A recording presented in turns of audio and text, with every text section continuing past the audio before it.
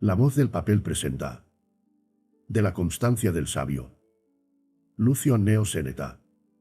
Capítulo 1. No sin razón me atreveré a decir, oh amigo sereno, que entre los filósofos estoicos y los demás profesores de la sabiduría hay la diferencia que entre los hombres y las mujeres. Porque aunque los unos y los otros tratan de lo concerniente a la comunicación y compañía de la vida, los unos nacieron para imperar y los otros para obedecer. Los demás sabios son como los médicos domésticos y caseros, que aplican a los cuerpos medicamentos suaves y blandos, no curando como conviene, sino como les es permitido. Los estoicos, habiendo entrado en varonil camino, no cuidan de que parezca ameno a los que han de caminar por él. Tratan solo de librarlos con toda presteza de los vicios, colocándolos en aquel alto monte que de tal manera está encumbrado y seguro, que no solo no alcanzan a él las flechas de la fortuna, sino que aún les está superior. Los caminos a que somos llamados son arduos y fragosos, que en los llanos no hay cosa eminente, pero tras todo eso, no son tan despeñaderos como muchos piensan. Solas las entradas son pedregosas y ásperas, y que parece están sin senda. Al modo que sucede a los que de lejos miran las montañas, que se les representan ya quebradas y ya unidas, porque la distancia larga engaña fácilmente la vista. Pero en llegando más cerca, todo aquello que el engaño de los ojos había juzgado por unido, se va poco a poco mostrando dividido. Y lo que desde lejos parecía despenadero, se descubre en llegando ser un apacible collado. Poco tiempo a que hablando de Marco Catón te indignaste, porque eres mal sufrido de maldades, de que el siglo en que vivió no le hubiese llegado a conocer. Y que habiéndose levantado sobre los Césares y Pompeyos, le hubiesen puesto inferior a los vatinios. Parecíate cosa indigna que porque resistió una injusta ley le hubiesen despojado de la garnacha en el tribunal. Y que arrastrado por las manos de la parcialidad sediciosa, hubiese sido llevado desde el lugar donde oraba hasta el arco fabiano, sufriendo malas razones. Y ser escupido, con otras 1000 contumelias de aquella loca y desenfrenada muchedumbre. Respondite entonces que más justo era dolerte de la república, que de una parte la rendía Publio Clodio y de otra Vatinio y otros muchos ciudadanos, que corrompidos con la fiera codicia, no conocían que mientras ellos vendían la república, se vendían a sí mismos. Capítulo 2. Por lo que toca a Catón, te dije que no había para que te congojases, porque ningún sabio puede recibir injuria ni afrenta. Y que los dioses nos dieron a Catón por más cierto dechado de un varón sabio, que en los siglos pasados a Ulises o Hércules. Porque estos llamaron sabios nuestros estoicos por haber sido invictos de los trabajos, despreciadores de los deleites, y vencedores de todos peligros. Catón no llegó a manos con las fieras, que el seguirlas es de agrestes cazadores. Ni persiguió a los monstruos con fuego o hierro, ni vivió en los tiempos en que se pudo creer que se sostuvo el cielo sobre los hombros de un hombre. Mas estando ya el mundo en sazón, que desechada la antigua credulidad había llegado a entera astucia, peleó con el soborno y con otros infinitos males. Peleó con la hambrienta y ambiciosa codicia de imperar que tenían aquellos, a quien no parecía suficiente el orbe dividido entre los tres. Y solo Catón estuvo firme contra los vicios de la república, que iba degenerando y cayéndose con su misma grandeza, y en cuanto fue en su mano, la sostuvo, hasta que arrebatado y apartado se le entregó por compañero en la ruina, que mucho tiempo había detenido. Muriendo juntos él y la república, por no ser justos se dividiesen, pues ni Catón vivió en muriendo la libertad, ni hubo libertad en muriendo Catón. ¿Piensas tú que a tal varón pudo injuriar el pueblo porque le quitó el gobierno y la garnacha, y porque cubrió de saliva aquella sagrada cabeza? El sabio siempre está seguro, sin que la injuria o la afrenta le puedan hacer ofensa. Capítulo 3. Paréceme que veo tu ánimo, y que, encendido en cólera, te aprestas a dar voces, diciendo: estas cosas son las que desacreditan y quitan la autoridad a vuestra doctrina, prometéis cosas grandes, y tales, que no solo no se pueden desear, pero ni aun creer. Decís por una parte con razones magníficas que el sabio no puede ser pobre, y tras eso confesáis que suele faltarle esclavo, casa y vestido. Decís que no puede estar loco, y no negáis que puede estar enajenado, y a dar algunas razones poco compuestas, y todo aquello a que la fuerza de la enfermedad le diere audacia. Decís que el sabio no puede ser esclavo, y no negáis que puede ser vendido, y que ha de obedecer a su amo haciendo todos los ministerios serviles. Con lo cual, levantando en alto el sobrecejo, venís a caer en lo mismo que los demás, y solo mudáis los nombres a las cosas. Lo mismo sospecho que sucede en lo que decís, que el sabio no puede recibir injuria ni afrenta. Proposición hermosa y magnífica a las primeras apariencias. Mucha diferencia hay en que el sabio no tenga indignación, a que no reciba injuria. Si me decís que la sufrirá con gallardía de ánimo, eso no es cosa particular, antes viene a ser muy vulgar, por ser paciencia que se aprende con la continuación de recibir injurias. Pero si me decís que no puede recibir injuria, y en esto pretendéis decir que nadie puede intentar hacérsela, dígoos que dejando todos mis negocios me hago luego estoico. Yo no determiné adornar al sabio con honores imaginarios de palabras, sino ponerle en tal lugar, donde ninguna injuria se permite. ¿Será esto por ventura porque no hay quien provoque y tienta al sabio? En la naturaleza no hay cosa tan sagrada a quien no cometa algún sacrilegio. Pero no por eso dejan de estar en gran altura las divinas, aunque hay quien sin haber de hacer mella en ellas, acomete a ofender la grandeza superior a sus fuerzas. Yo no llamo invulnerable a lo que se puede herir, sino a lo que no se puede ofender. Daréte con un ejemplo a conocer al sabio. Puédese dudar de que las fuerzas no vencidas son más ciertas que las no experimentadas, pues éstas son dudosas, y las acostumbradas a vencer constituyen una indubitable firmeza. En esta misma forma juzga tú por de mejor caridad al sabio a quien no ofende la injuria, que al que nunca se le hizo. Yo llamaré varón fuerte aquel a quien no rinden las guerras, ni le atemorizan las levantadas armas de su enemigo. Y no daré este apellido al que entre perezosos pueblos goza descansado ocio. El sabio es a quien ningunas injurias ofenden. Y así no importa que le tiren muchas flechas, porque tiene impenetrable el pecho. Al modo que hay muchas piedras cuya dureza no se vence con el hierro, y el diamante ni puede cortarse, herirse ni mellarse, antes rechaza todo lo que voluntariamente se le opone. Y al modo que hay algunas cosas que no se consumen con el fuego, antes conservan su vigor y naturaleza en medio de las llamas. Y al modo que los altos escollos quebrantan la furia del mar, sin que en ellos se vean indicios de la crueldad con que son azotados de las olas. De esta misma suerte, el ánimo del varón sabio, estando firme y sólido, y prevenido de sus fuerzas, estará seguro de las injurias como las cosas que hemos referido. Capítulo 4.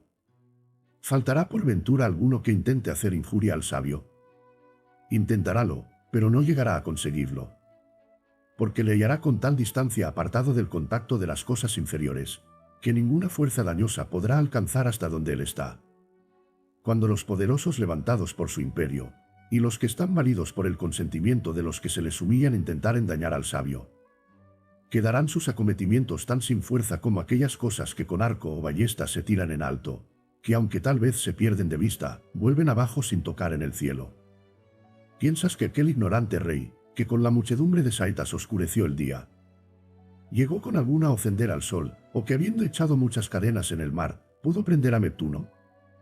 De la manera que las cosas divinas están exentas de las manos de los hombres, sin que la divinidad reciba lesión de aquellos que ponen fuego a sus templos, ni de los que forman sus simulacros, así todo lo que se intenta contra el sabio, proterva, insolente y soberbiamente, se intenta en vano. Dirás que mejor fuera que ninguno intentara hacerlo ofensa. Cosa dificultosa pretendes en desear inocencia en el linaje humano. Mayor interés fuera de los que quieren hacer injuria al sabio en no hacérsela, que el que tiene el sabio en no recibirla. Pero aunque se le haga, no la puede padecer. Antes juzgo que aquella sabiduría que entre las cosas que la impugnan se muestra tranquila es la que tiene más fuerzas. Al modo que es indicio de que el emperador se halla poderoso en armas y soldados cuando se juzga seguro en las tierras del enemigo. Separemos, si te parece, amigo sereno, la injuria de la afrenta. La primera es por su naturaleza más grave, y esta segunda más ligera, y solos los delicados la juzgan por pesara, y no siendo con ella damnificados, sino solamente ofendidos. Es tan grande el dejamiento y vanidad de los ánimos que son muchos los que piensan no les puede suceder cosa más acerba. Hallarás algún esclavo que quiera más ser azotado que abofeteado, y que juzgue por más tolerable la muerte que las palabras injuriosas. Porque hemos llegado ya a tan grande ignorancia, que no nos sentimos tanto de dolor, cuanto de su opinión, como los niños a quien ponen miedo la sombra, la deformidad de las personas y las malas caras, y les hacen llorar los nombres desapacibles a los oídos, y las amenazas de los dedos, y otras cosas de que, como poco próvidos, huyen. Capítulo 5. El fin de la injuria es hacer algún mal, pero la sabiduría no le deja lugar en que entre. Porque para ella no hay otro mal si no es la torpeza. la cual no tiene entrada donde una vez entraron la virtud y lo honesto. Según lo cual, es cosa cierta que no puede llegar la injuria al sabio, porque el padecer algún mal es lo que se llama injuria. Y el sabio no le padece, es evidencia de que no tiene que ver con él la injuria. Porque toda injuria es una cierta disminución del sujeto en quien cae. No siendo posible recibirla sin alguna pérdida, o en el cuerpo o en la dignidad, o en alguna de las cosas que están fuera de nosotros. Pero el sabio no puede perder cosa alguna, porque las tiene todas depositadas en sí mismo, sin haber entregado alguna a la fortuna, teniendo todos sus bienes en parte firme. Y contentándose con la virtud, que no necesita de las cosas fortuitas, y así, ni puede crecer ni menguar, porque lo que ha llegado a la cumbre no tiene a dónde pasar. Y la fortuna no quita sino lo que ella dio, y como no dio la virtud, no puede quitarla, esta es libre, inviolable, firme, incontrastable. Y de tal manera fortalecida contra los sucesos, que no solo no puede ser vencida, pero ni aun inclinada. Tiene muy abiertos los ojos contra los aparatos de las cosas terribles y no hace mudanza en el rostro. Ora se lo pongan delante sucesos prósperos, ora adversos. Y finalmente, el sabio jamás pierde aquello que le puede causar sentimiento, porque solo posee la virtud, de la cual no puede ser desposeído, y de las demás cosas tiene una posesión precaria. ¿Quién, pues, se lamenta con la pérdida de lo que es ajeno? Por lo cual si la injuria no puede ramificar a las cosas que el sabio tiene por propios porque están fortificadas, con la virtud no podrá hacerse injuria al sabio. Tomó Demetrio Policertes la ciudad de Merara, y habiendo preguntado a Estilpón filósofo qué pérdida había hecho, le respondió que ninguna, porque tenía consigo todos sus bienes, no obstante que el enemigo le había despojado de su patrimonio, robándole sus hijas, y violado su patria. Disminuyóle con esta respuesta la victoria, porque habiendo perdido la ciudad, no solo no se tuvo por vencido, mas antes dio a entender no estar damnificado. Mientras quedaban en su poder los verdaderos bienes de que no se puede hacer presa, y los que le habían sido robados y disipados, los tenía por adventicios y por sujetos a los antojos de la fortuna, y por esta razón no los amaba como propios. Pues de todo lo que está de la parte de afuera, es incierta y deslizadera la posesión. Juzga, pues, ahora si a este sabio, a quien la guerra y el enemigo práctico en batir murallas no pudieron quitar cosa alguna, si se la podrá quitar el ladrón, el calumniador, el vecino poderoso o el rico, que por no tener hijos se hace respetar como rey. Entre las espadas por todas partes relumbrantes, y entre el tumulto militar para la presa, entre las llamas y la sangre, entre las ruinas de una ciudad saqueada, y entre el fuego de los templos que caían sobre sus dioses, solo hubo paz en este hombre. Según esto, no hay para que juzgues por atrevida mi proposición, pues si tuvieres de mi poco crédito, te daré fiador. Y si te parece que en un hombre no puede haber tanta parte de firmeza ni tal grandeza de ánimo, ¿qué dirás si te pongo delante quien diga lo siguiente? Capítulo 6. No hay por qué dudes de que hay hombre nacido que pueda levantarse sobre las cosas humanas, mirando con tranquilidad los dolores, las pérdidas, las llagas, las heridas y, finalmente, los grandes movimientos que cercándole braman mientras él plácidamente sufre las cosas adversas y con moderación, las prósperas, sin rendirse con aquellas ni desvanecerse con estas, siendo uno mismo entre tan diversos casos, y sin juzgar que hay algo que sea suyo, si no es a sí mismo, y esto por la parte en que es mejor. Aquí estoy para probarte esta verdad con este destruidor de tantas ciudades. Podrán desmoronarse con la batería de las murallas, y caer de repente con las secretas minas las altas torres. Podrán subir los baluartes de modo que se igualen a los más encumbrados alcázares, pero ningunas máquinas militares se hallarán para conmover un ánimo bien fortalecido. Librem, dice, de las ruinas de mi casa, y huí por medio de las llamas que de todas partes estaban relumbrando, y no sé si el suceso que habrán tenido mis hijos será peor que el público. Yo, solo y viejo, viéndome cercado de enemigos, digo que toda mi hacienda está en salvo, porque tengo y poseo todo lo que de mí tuve, no tienes por qué juzgarme vencido ni estimarte por vencedor. Tu fortuna fue la que venció a la mía. Yo ignoro dónde están aquellas cosas caducas que mudaron dueño, pero lo que a mí me toca, conmigo está y estará siempre. En este caso perdieron los ricos sus riquezas, los lascivos sus amores y las amigas amadas con mucha costa la vergüenza. Los ambiciosos perdieron los tribunales y lonjas y los demás lugares destinados para ejercer en público sus vicios. Los lobreros perdieron las escrituras en que la avaricia, fingidamente alegre, Tenía puesto el pensamiento, pero yo todo lo tengo libre y sin lesión. A estos que lloran y se lamentan, y a los que por defender sus riquezas oponen sus desnudos pechos a las desnudas espadas. Y a los que, huyendo del enemigo, llevan cargados los senos, puedes preguntar lo que perdieron. Ten, pues, por cosa cierta, amigo sereno, que aquel varón perfecto, lleno de todas las virtudes humanas y divinas, no perdió cosa alguna, porque sus bienes estaban cercados de murallas firmes e inexpugnables. No compares con ella los muros de Babilonia que allanó Alejandro. No los castillos de Cartago y Numancia, ganados con un ejército, no el Capitolio y su alcázar, que todos ellos tienen las señales de los enemigos. Pero las que defienden al sabio están seguras del fuego y de los asaltos, sin que haya portillo por donde entrar, porque son altas, excelsas e iguales a los dioses. Capítulo 7. No tendrás razón en decir lo que sueles, que este nuestro sabio no se halla en parte alguna, porque nosotros no fingimos esta vana grandeza del humano entendimiento. Ni publicamos gran concepto de cosa falsa, sino como lo formamos os lo damos y os lo daremos, si bien raramente y con grande intervalo de los tiempos se halla. Porque las cosas grandes que ested en el vulgar y acostumbrado modo no nacen talaría. Antes recelo que este nuestro Catón, que dio motivo a nuestra disputa, es superior a nuestro ejemplo. Y, finalmente, el que ofende ha de tener mayores fuerzas que el que recibe la ofensa, pues si la maldad no puede ser más fuerte que la virtud, claro está que no podrá ser ofendido el sabio. Porque solo son malos los que intentan injuriar a los buenos, porque entre los justos siempre hay paz, y no pudiendo ser ofendido sino el inferior y el malo, lo es del bueno.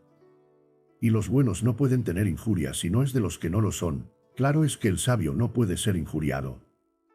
Y no tengo que advertirte de nuevo que no hay otro que sea bueno sino el sabio. Dirásme que aunque Sócrates fue condenado injustamente, al fin recibió injuria. Para esto conviene que sepamos que puede suceder que alguno me haga injuria y que yo no la reciba, como si una persona, habiendo hurtado alguna cosa de mi granja, me la pusiese en mi casa. Este tal cometió hurto, pero yo no perdí cosa alguna, así, puede uno ser dañador sin hacer daño. Acuéstase un tasado con su mujer juzgando que es ajena, este será adúltero sin que lo sea la mujer. Dadle algún veneno que, mezclado con la comida, perdió la fuerza, pero con darme el veneno, aunque no me dañó, se hizo sujeto a la culpa. Y no deja de ser ladrón aquel cuyo puñal quedó frustrado con la ropa. Todas las maldades son perfectas cuanto a la culpa, aunque no se consiga el efecto de la obra. Pero hay algunas en tal modo unidas, que no puede estar lo uno sin lo otro. Yo procuraré hacer evidente lo que digo. Puedo mover los pies sin correr, pero no puedo correr sin moverlos. Puedo estar en el agua sin nadar, pero no puedo nadar sin estar en el agua. De esta calidad es lo que trato. Si recibí la injuria, es fuerza que se hiciese. Pero no es fuerza que por haberse hecho la haya yo recibido, porque pueden haberse ofrecido muchas cosas que hayan apartado la injuria. Y como algunos sucesos pueden detener la mano levantada y apartar las saetas disparadas, si puede haber alguna cosa que repela cualesquier injurias, deteniéndolas, de modo que aunque sean hechas no sean recibidas. De más de esto, la justicia no puede sufrir lo injusto, por no ser compatibles dos contrarios. Y la injuria no puede hacerse si no es con justicia. Capítulo 8. No hay de que te admires cuando te digo que ninguno puede hacer injuria al sabio, pues tampoco le puede nadie aprovechar, porque al que lo es, ninguna cosa le falta que pueda recibir en lugar de dádiva, y el mano no puede dar cosa alguna al sabio. Porque para que pueda dar, ha menester tener, y es cosa cierta que no tiene cosa de que el sabio pueda tener gusto en recibirla, según lo cual, ninguno puede ofender ni beneficiar al sabio, al modo que las cosas divinas ni desean ser ayudadas, ni pueden en sí ser ofendidas. El sabio está muy próximo a los dioses, y excepto en la mortalidad, es semejante a Dios, y el que camina y aspira a cosas excelsas, reguladas con razón, intrépidas y que con igual y concorde curso corren, y a las seguras y benignas, habiendo nacido para el bien público, siendo saludable a sí y a los demás. Este tal no deseará cosa humilde. Y el que, estribando en la razón, pasare por los casos humanos con ánimo divino, de ninguna cosa se lamentará. ¿Piensas que digo solamente que no puedo recibir injuria de los hombres? Pues digo que ni aun de la fortuna, la cual siempre que con la virtud tuvo encuentro salió inferior. Si aquello de donde para amenazarnos no pueden pasar las airadas leyes o los crueles dueños, Y aquello donde se acaba y termina el imperio de la fortuna lo recibimos con ánimo plácido, igual y alegre, conociendo que la muerte no es mal. Conoceremos por la misma razón que tampoco es injuria. Y con eso llevaremos con más facilidad todas las demás cosas, los daños, los dolores, las afrentas, los destierros, las faltas de los padres y las heridas. Todas las cuales cosas, aunque cerquen al sabio, no le anegan, ni todos sus acometimientos le entristecen. Y si con moderación sufre las injurias de la fortuna, con cuanta mayor sufrirá las de los hombres poderosos, sabiendo que son las manos con que ella obra. Capítulo 9. Finalmente, el sabio sufre todas las cosas, al modo que pasa el invierno, el rigor y la destemplanza del cielo, y como los calores y enfermedades y las demás cosas que penden de la suerte.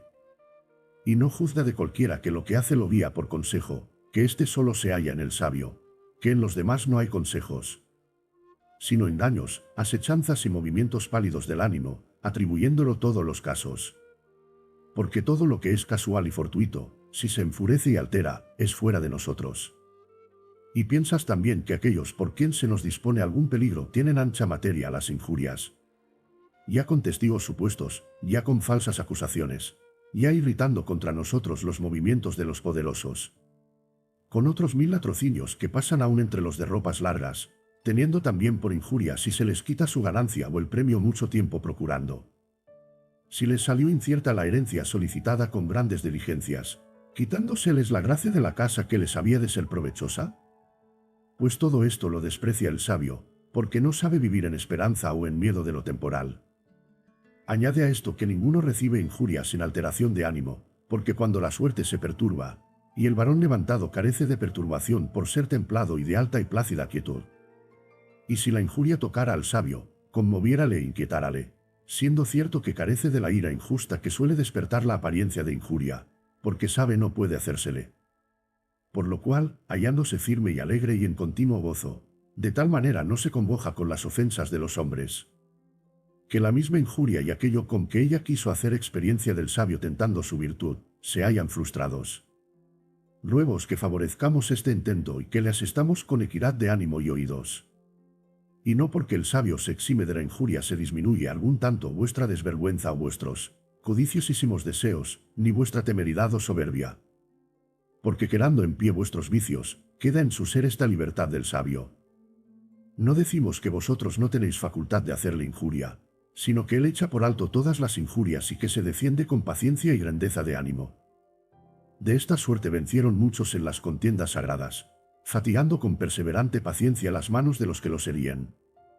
De este mismo género juzga tú la paciencia y sabiduría de aquellos que, con larga y fiel costumbre, alcanzaron fortaleza para sufrir y para cansar cualesquier enemigas fuerzas. Capítulo 10. Pues hemos tratado de la primera parte, pasemos a la segunda, en la cual refutaremos la afrenta con algunas razones propias y con otras comunes. La contumelia es menor que la injuria, y de ella nos podemos quejar más que vendarla, y las leyes no la juzgan digna de castigo. La humildad mueve este afecto del ánimo que se encoge por algún hecho o dicho contumelioso. No me admitió hoy fulano, habiendo admitido a otros, o no escuchó mis razones, o en público se rió de ellas. No me llevó en el mejor lugar, sino en el peor, con otros algunos sentimientos de esta calidad, a los cuales no sé qué otro nombre poder dar sino quejillas de ánimo mareado, en que siempre caen los delicados y dichosos. Porque a los que tienen mayores cuidados no les queda tiempo para reparar en semejantes impertinencias. Los entendimientos que de su natural son flacos y mujeriles y que con el demasiado ocio lo zanean, como carecen de verdaderas injurias se alteran con estas, cuya mayor parte consiste en la culpa de quien las interpreta. Finalmente, el que se altera con el agravio hace demostración que ni tiene cosa alguna de prudencia ni de confianza, y así se juzga despreciado. Y este remordimiento no sucede sin un cierto abatimiento de ánimo, rendido y desmayado. El sabio, de ninguno puede ser despreciado, porque, conociendo su grandeza, se persuade a que nadie tiene autoridad de ofenderle. Y no solo vence estas, que yo no llamo miserias, sino molestias del ánimo, pero ni aun las siente. Hay otras cosas que aunque no derriban al sabio, le hieren, como son los dolores del cuerpo, la flaqueza, la pérdida de hijos y amigos y la calamidad de la patria abrasada en guerras. No niego que el sabio siente estas cosas, porque no le doy la dureza de las piedras o del hierro, pero tampoco fuera virtud sufrirlas no sintiéndolas. Capítulo 11. Pues, ¿qué es lo que hace el sabio? Recibe algunos golpes, y en recibiéndolos los rechaza, los sana y los reprime. Mas estas cosas menores no solo no las siente, pero aún no se vale contra ellas de su acostumbrada virtud habituada a sufrir, antes no repara en ellas, o las juzga por dignas de risa.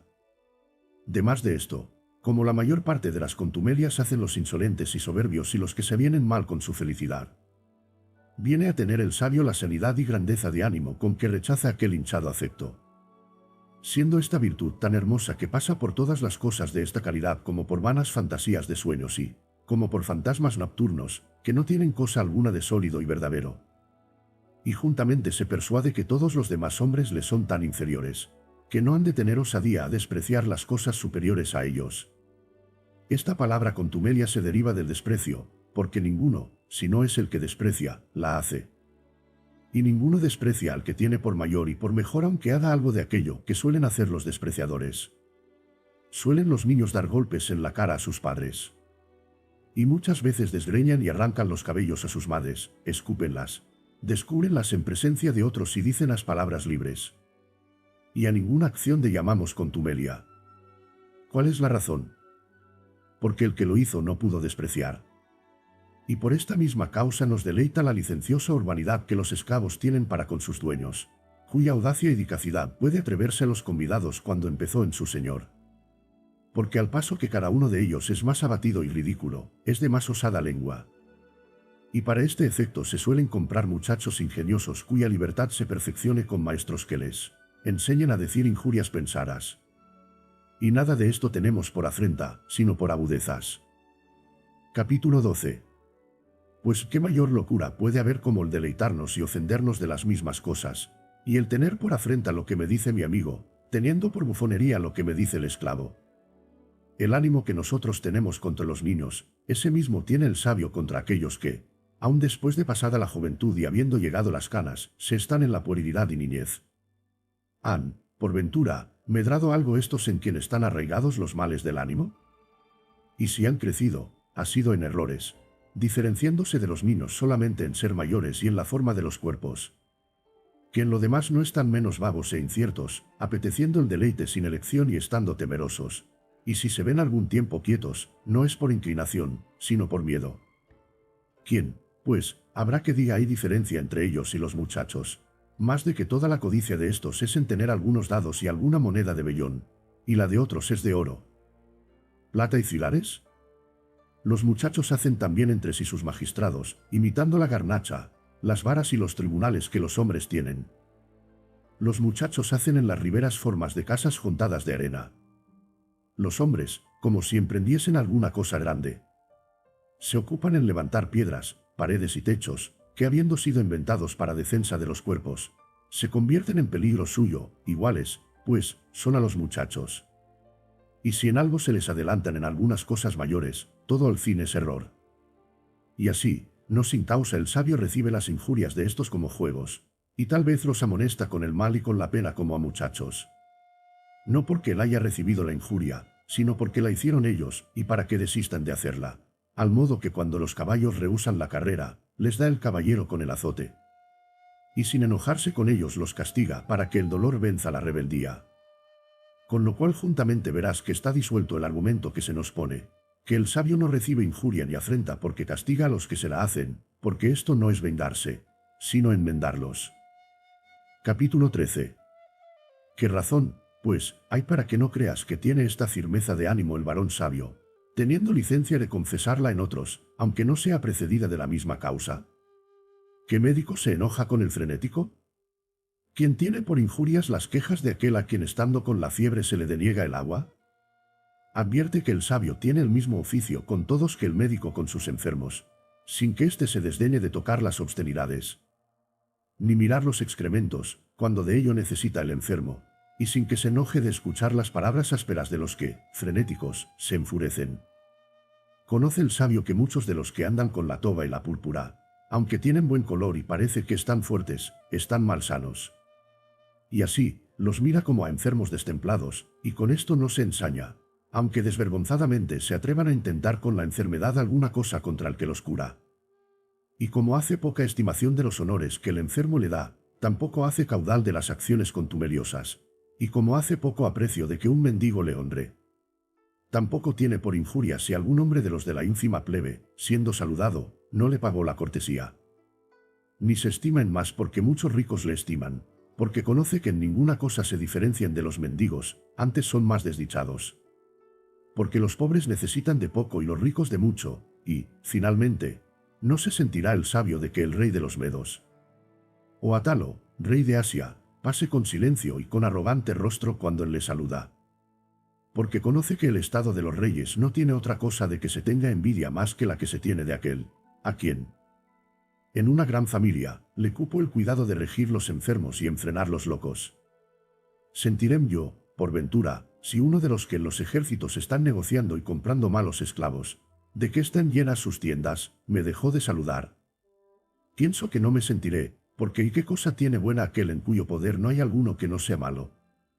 Luego al modo que el sabio desprecia la cortesía o descortesía de éste, desestimará la del rey que tiene en su servicio esclavos partos, medos y bactrianos. Pero de tal manera que los enfrena con miedo, sin atreverse jamás a aflojar el arco por ser malos y venales y que desean mudar de dueño. El sabio con ninguna injuria de estos se altera, porque aunque ellos son entre sí diferentes, él los juzga iguales por serlo en la ignorancia.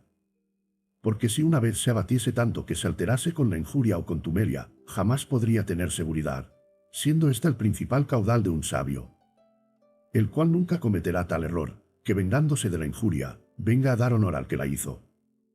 Siendo consecuencia necesaria el recibirse con alegría el honor de aquel de quien se sufre molestamente el agravio. Capítulo 14. Hay hombres tan mentecatos que juzgan pueden recibir afrenta de una mujer. ¿Qué importa que ella sea rica, que tenga muchos litereros, que traiga costosas arracadas, que ande en ancha y costosa silla, pues con todo esto es un animal imprudente, y si no se le arrima alguna ciencia y mucha erudición es una fiera que no sabe enfrenar sus deseos?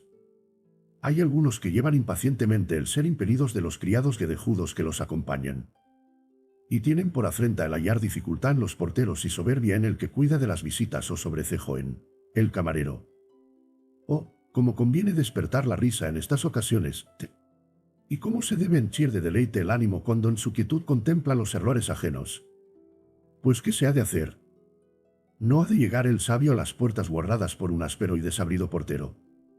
Si le obligare algún taso de necesidad, podrá experimentar el llegar a ellas, amansando primero con algún regalo al que las guarda como perro mordedor, sin reparar en hacer algún gasto, para que le dejen llegar a los umbrales, y considerando que hay muchos puentes donde se para el tránsito, no se indignará de parar algo, y perdonará al que tiene a su cargo esta cobranza, séase quien se fuere, pues vende lo que está expuesto a venderse.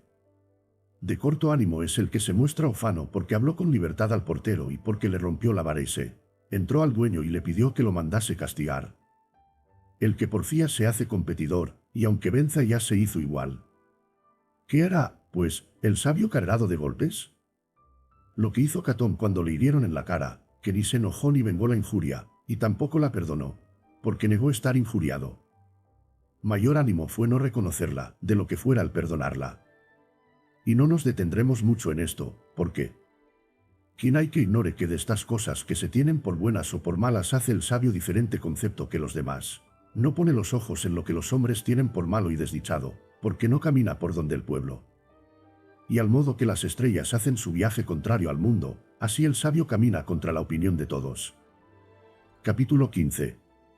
Dejad, pues, de preguntarme cómo el sabio no recibe injurias si le hieren o le sacan los ojos, y que no recibe afrentas si le llevan por las plazas, oyendo oprobios de la gente soez. Y si le mandan que en los comités reales coma debajo de la mesa con los esclavos de más bajos ministerios. Y finalmente, si fuere forzado a sufrir cualquier otra ignominia de las que aún solo pensadas son molestas a cualquier ingenua vergüenza, en la forma que éstas se aumentan, ora sea en número, ora en grandeza, serán siempre de la misma naturaleza. Con lo cual, si las pequeñas no ofenden, tampoco han de ofender las grandes, y si no las pocas, tampoco las muchas. De vuestra flaqueza sacáis conjeturas para el ánimo grande. Y cuando pensáis en lo poco que vosotros podéis sufrir, ponéis poco más extendidos términos al sabio, a quien su propia virtud le colocó en otros diferentes parajes del mundo, sin que tenga cosa que sea común con vosotros. Por lo cual no se negará con la avenida de todas las cosas ásperas y graves de sufrir, ni con las dignas de que de ellas huyan el oído y la vista. Y en la misma forma que resistirá a cada una de por sí, resistirá a todas juntas. Mal discurre el que dice: esto es tolerable al sabio, y esto es intolerable, y el que pone coto y límite a la grandeza de su ánimo. Porque la fortuna nos vence, cuando de todo punto no la vencemos. Y no te parezca que esto es una aspereza de la doctrina estoica, pues Epicuro, a quien vosotros tenéis por patrón de vuestra flojedad, y de quien decís que os enseña doctrina muella y floja, encaminada a los deleites, te dijo que raras veces asiste la fortuna al sabio, razón poco varonil. ¿Quieres tú decirlo con mayor valentía, y apartar de todo punto la fortuna del sabio? Pues di, esta casa del sabio es angosta y sin adorno, es sin ruido y sin aparato. No está su entrada defendida con porteros, que con venal austeridad apartan la turba. Pero por estos umbrales desocupados, y no guardados de porteros, no entra la fortuna, porque sabe no tiene lugar a donde conoce que no hay cosa que sea suya. Y si a un Epicuro, que tanto trató del regalo del cuerpo, tuvo brío contra las injurias, ¿qué cosa ha de parecer entre nosotros increíble o puesta fuera de la posibilidad de la humana naturaleza? Aquel dijo que las injurias eran tolerables al sabio, y nosotros decimos que para el sabio no hay injurias. Capítulo 16. Y no hay para que me digas que esto repugna a la naturaleza, porque nosotros no decimos que el ser azotado, el ser repelido y el carecer de algún miembro no es descomodidad, pero negamos que estas cosas sean injurias. No les quitamos el sentimiento del dolor. Quitámosles el nombre de injurias, que éste no tiene entrada donde quiera y les hará virtud. Veamos cuál de los dos trata más verdad. Entrambos convienen en el desprecio de la injuria. Preguntasme.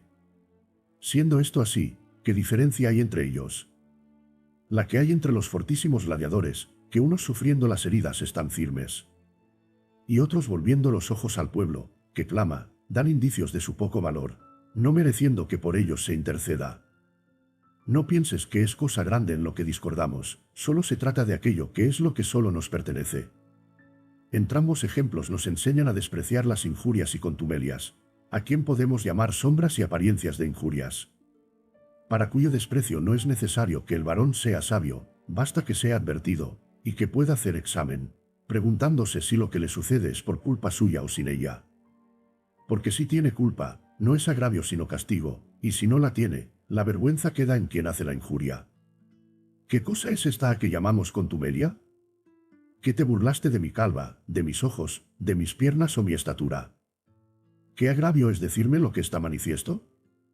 De muchas cosas que nos dicen delante de una persona nos reímos. Y si nos la dicen delante de muchas, nos indignamos, quitando la libertad a que otros nos digan lo que nosotros mismos nos decimos muchas veces. Con los donaires moderados nos entretenemos, y con los que no tienen moderación nos airamos. Capítulo 17. Refiere Crisipo que se indignó uno contra otro porque le llamó carnero marino. Y en el Senado vimos llorar a Cido Cornelio, yerno de Ovidio, porque Corbulo le llamó avestruz perado. Había tenido valor contra otras malas razones que le infamaban las costumbres y la vida, y con esta le cayeron feamente las lágrimas. Tan grande es la flaqueza del ánimo en apartándose de la razón.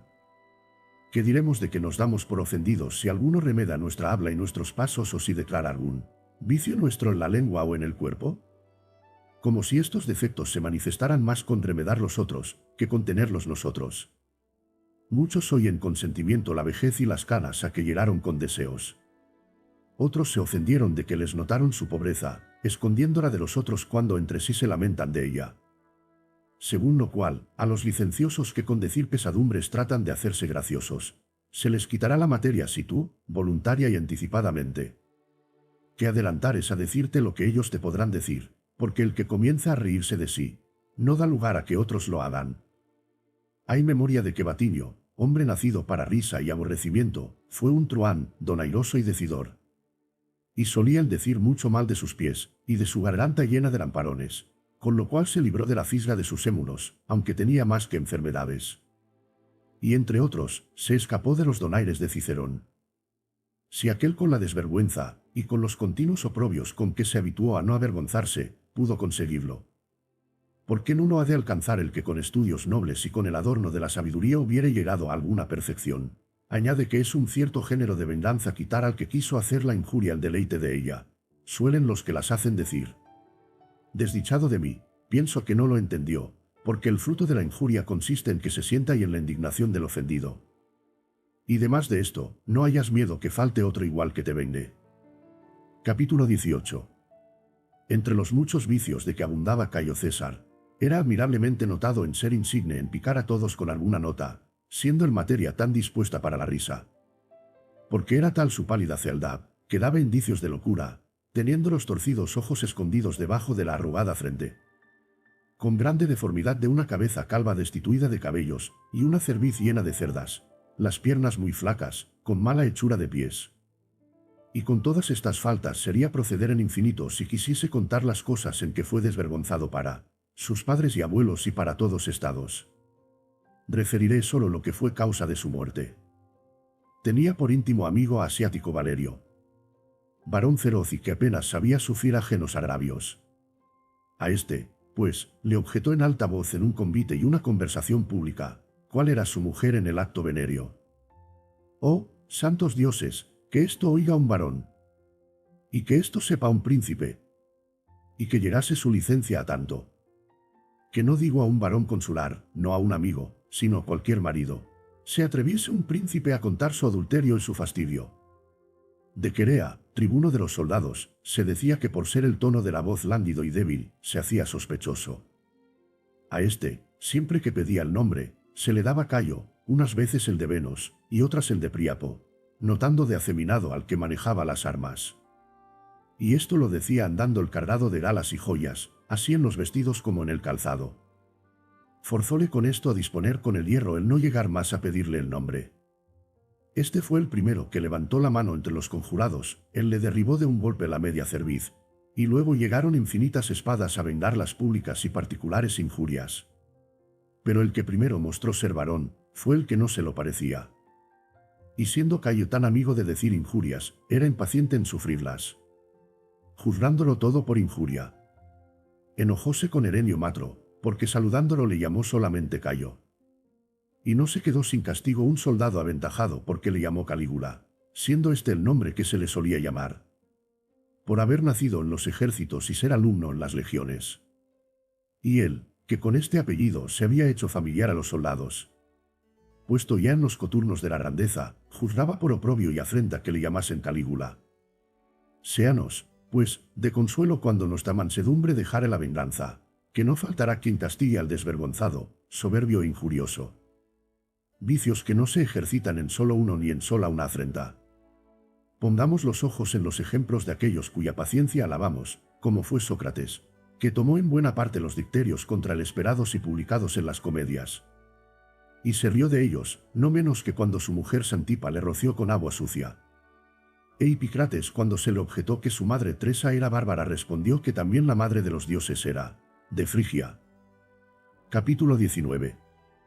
No hemos de venir a las manos, lejos hemos de sacar los pies, despreciando todo aquello que los imprudentes hacen, porque tales cosas no las pueden hacer sino los que lo son. Hemos de recibir con indiferencia los honores y las afrentas del vulgo, sin alegrarnos con aquellos ni entristecernos con estas, porque de esta suerte dejaremos de hacer muchas cosas necesarias por el temor o fastidio de las injurias. Y no acudiremos a los públicos o particulares ministerios y tal vez a los importantes a la salud, mientras nos congoja un afeminado temor de oír algo contra nuestro ánimo. Y otras veces, estando airados contra los poderosos, descubriremos este afecto con destemplada desenvoltura. Y si pensamos que es libertad el no padecer algo, estamos engañados, que antes lo es el oponer el ánimo a las injurias, y hacerse tal que espere de sí solo las cosas dignas de gozo, apartando las exteriores por no pasar vida inquieta, temiendo la cisga y las lenguas de todos. Porque ¿cuál persona hay que no pueda hacer una afrenta, si la puede hacer cada uno? Pero el sabio y el amador de la sabiduría usarán de diferentes remedios. A los imperfectos, y que todavía se encaminan a los tribunales públicos, se les debe proponer que su vida ha de ser siempre entre injurias y afrentas. Los que las han esperado, todas las cosas les parecen más tolerables. Cuanto más aventajado es uno en nobleza, en fama y en hacienda, tanto con mayor valor se ha de mostrar, trayendo a la memoria que las más esforzadas legiones toman la vanguardia. Las afrentas, las malas palabras, las ignominias y los demás de nuestros súfralos como vocería de los enemigos. Y como armas y piedras remotas, que sin hacer herida hacen estruendo cerca de los morriones. Súfrelas sin mostrar flaqueza y sin perder el puesto. Las unas como heridas dadas en las armas y las otras en el pecho, y aunque te aprieten, y con molesta violencia te compelan, es torpeza al rendirte, defiende, pues, el puesto que te señaló la naturaleza. Y si me preguntas qué puesto es este, te responderé que el de varón. El sabio tiene otro socorro diverso del vuestro, porque vosotros estáis en la pelea. Y para él está ya ganada la victoria, no dais repugnancia a vuestro bien, y mientras llegáis al que es verdadero, alentad en vuestros ánimos esta esperanza. Y recibid con gusto lo que es mejor, y confesad con opinión y con deseos en decir que en la república del linaje humano hay alguno invencible y en quien no tiene imperio la fortuna.